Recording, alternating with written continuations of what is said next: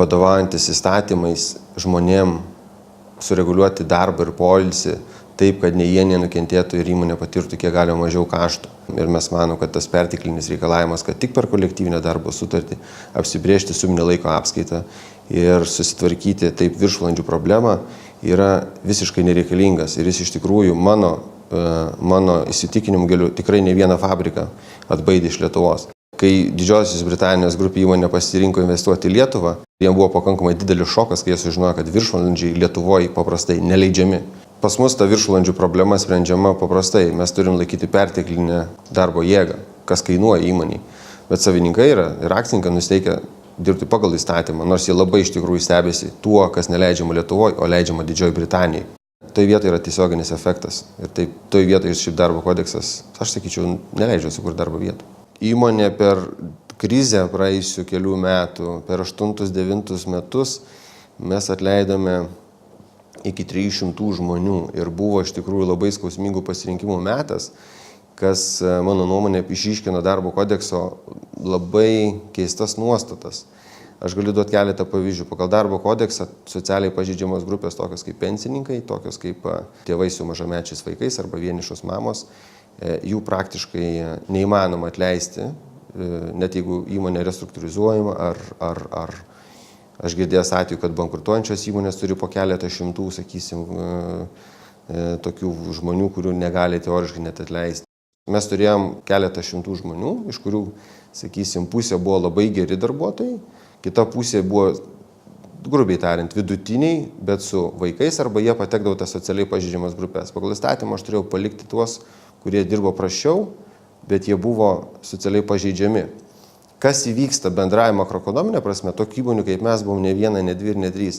Prašiau dirbantis likdavo įmonėse, įmonės tapdavo mažiau konkurencingos, ilgiau užindavo atsigauti ir vėl kurtas naujas darbo vietas, nes naujas darbo vietos kūrimas kada uždirbamas pelnas.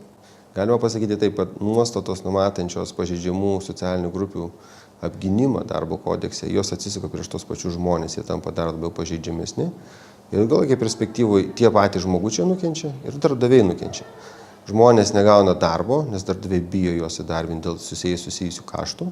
Darbdaviai negali užsidirbti pinigų, negalėdami padidinti pajėgumų, nes nesamdo tų žmonių. Gaunasi užburtas ratas, kuris veda į skurdą ir jis veda į verslo, sakysim, tokį smulkėjimą ir išnykimą kaip patokį. Kitas dalykas, ką reikėtų atsižvelgti irgi, kadangi dabar darbo rinka darosi labai mobili ir darbo kodeksas taip pat reglamentuoja atostogų darbo laiką, mes susidurime su didėjančia vis problema ir ypatingai šią vasarą, kai darbuotojai prašosi nemokamų atostogų 3-4 mėnesių.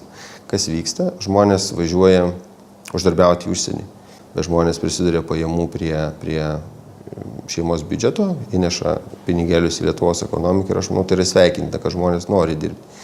Tačiau Lietuvos Respublikos darbo kodeksas iš principo neleidžia suteikinėti nemokamas atostogas, nors darbuotojas pats prašo. Nors buvo masiškai spaudoje rašoma, kad ir pačios biudžetinės įstaigos, nuo policijos iki muitinės ir visų kitų įstaigų, taupydamos pinigus ėjo nemokamą atostogų, jos elgiasi taip, ko neleidžia darbo kodeksas. Darbo kodeksas leidžia nemokamas atostogas pasiimti išimtiniais atvejais, laidotuvių atveju ir gimimo atveju, ar socialiai pažeidžiamom grupėm, rūpybos atvejais. Ateityje matome paklausą vakarų Europos rinkose ir tai leistų, sakau teoriškai, leistų auginti pajėgumą, leistų auginti darbo vietų skaičių Lietuvoje. Kadangi mes esame eksportuojantį įmonę, mes mažiau susidurime su vietiniais biurokratiniais trukdžiais, todėl kai kuriais atvejais aš galiu sąžininkai pasakyti, kad tos problemos, kurios yra linksniuojamas spaudoje ar televizijoje, nekamuoja. Tačiau, ką tik buvo šnekėta apie darbo kodekso suvaržymus, kurie iš tikrųjų, aš manau, neprisideda prie darbo vietų kūrimo ir neprisideda prie to lankstumo ir tos Lietuvos kaip po tokios geros šalies, kurie gerai galima dirbti, uždirbti ypatingai verslininkam to imidžo. Nes visų svarbiausia, kad verslas yra tam, kad uždirbti pinigus. Jeigu jis uždirbs, kuo daugiau verslų Lietuvoje bus, tuo daugiau jie darbuotojų samdys, tuo labiau konkuruos, tuo labiau kels algas. Principas tas pats darbo kodeksas, jeigu mes norim tą bedarbystę skubiai sumažinti, reikia atlaisvinti darbo kodeksą, kad būtų galima industrijose kiek galima daugiau darbintų žmonių ir sumažinti bedarbystę. sakyčiau, net labai skatina subsidijavimą darbo vietų, labai stipriai. Vos ne vietoj renovacijai skirtų pinigų siūlyčiau subsidijuoti darbo vietų steigimą, nes atsiperka tai per mokesčius per keletą mėnesių.